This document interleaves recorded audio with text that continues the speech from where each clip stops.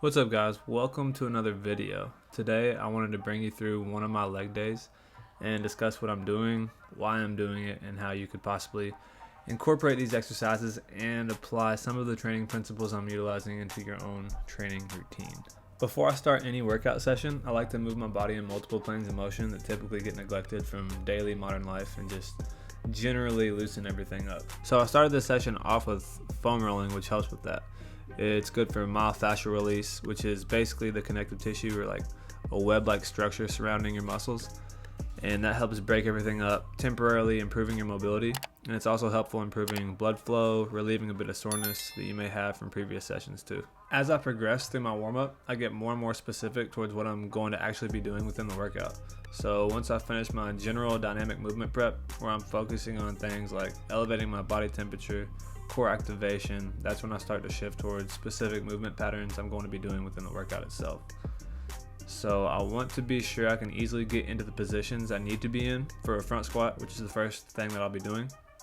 And then I'm going to be pairing that with a plyometric exercise in hopes to develop more explosiveness. Next thing I like to do before I officially start my leg days is to do some extensive plyometrics to prime my nervous system to fire faster so I can improve my body's ability to store elastic energy, thus increasing power production when I start squatting and jumping. This workout, my focus was to improve my positional strength in my front squat, so I'm utilizing a tempo where I'm pausing at the deepest portion of my squat, then coming up halfway, pausing again, and then driving up as fast as possible. By doing this, I'm getting more time in the weakest parts of my squat, which should help improve my strength when I'm using a normal tempo.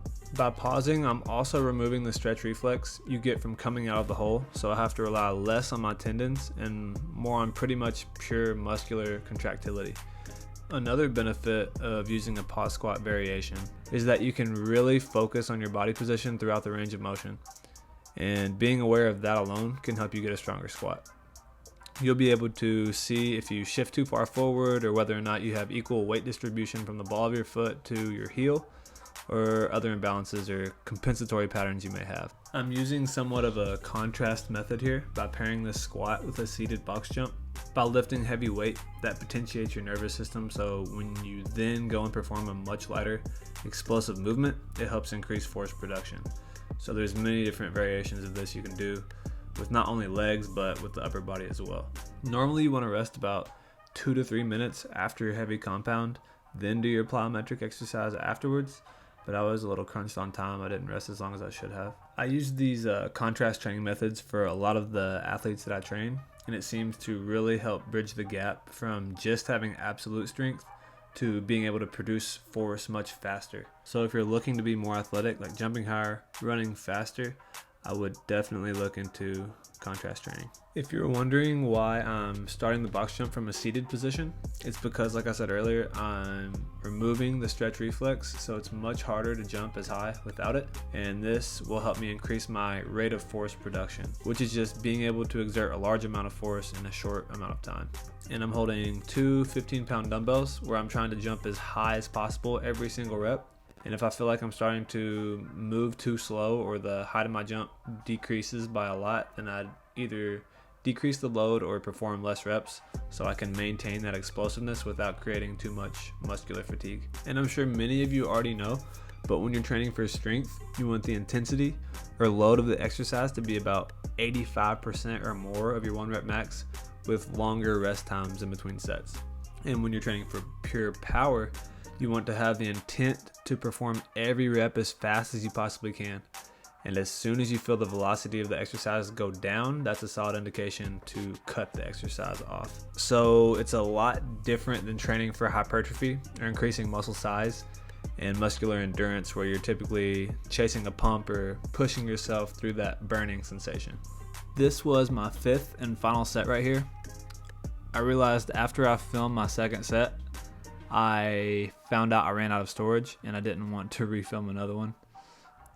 And if you found this video valuable in some way, go ahead and hit that like button for your boy and subscribe, because I'm going to be dropping a lot more fitness content in the future. If you've liked this one, I'm sure the future posts are going to help you out a lot too. So thank you, much appreciated. Also, let me know your thoughts in the comments down below, and feel free to mention what other videos you'd like to see from me in the future too. Okay, now on to the next portion of the workout. For this next part of my workout, I'm combining 2 posterior chain exercises back to back. The first, the one that you see here, is a Nordic Curl to build up some hamstring strength. And I'm keeping the reps pretty low, about 6 to 8. And then I'm immediately going into a weighted back extension, or hyper extensions, whatever you want to call them, where I'm still targeting the hamstrings, but I'm also hitting the glutes and the lower back. If you want to get really strong or muscular hamstrings, you want to be sure to train both knee flexion and hip extension, because the hamstrings have 2 attachment points, one to the knee and one to the hip.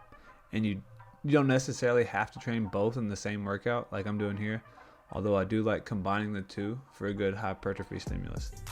This weighted back extension exercise is one of my favorites, especially for strengthening the lower back. Since the lower back is made up of predominantly slow twitch fibers, which are slow to fatigue, they can handle a lot of volume. They really respond well to a lot of volume if you can handle the burn. I did sets of 10 reps and then held at the top for 10 seconds. Now, to save you guys some time, we're going to move on to the third and final portion of this workout routine. Here I'm working on resisted hip flexion, but in a way that will transfer over towards faster sprinting. So when it comes to becoming a faster runner, larger and more powerful hip flexors are essential. What I'm doing here is an A switch. If you're familiar with sprinting mechanic drills, it's basically like a high knee almost, but the goal is to switch your legs simultaneously. So one leg into hip flexion and the other into extension. Here I'm going as fast as possible for 15 seconds. Another key concept to this is maintaining upper body stiffness and trunk control. As I'm moving my legs, I'm doing my best to stabilize my lower back and pelvis so the force I produce into the ground can be transferred throughout the rest of my body more efficiently. As a side benefit, we're also developing ankle stiffness because of the angle at which I'm striking the ground, which will also transfer over to improved force production when I'm sprinting or jumping. After that, I went straight into single leg calf raises on a slant board for 15 reps each leg to work on bringing my calves up a little bit and some ankle mobility. And then I supersetted that with tibialis anterior raises for I think 20 reps, and then I combined all 3 of those exercises together and repeated that for about 3 more rounds to wrap things up. So if you made it this far in the video, I appreciate you. I hope you liked it. Like, comment, subscribe. Much love to you guys. I'll see you on the next one. Peace.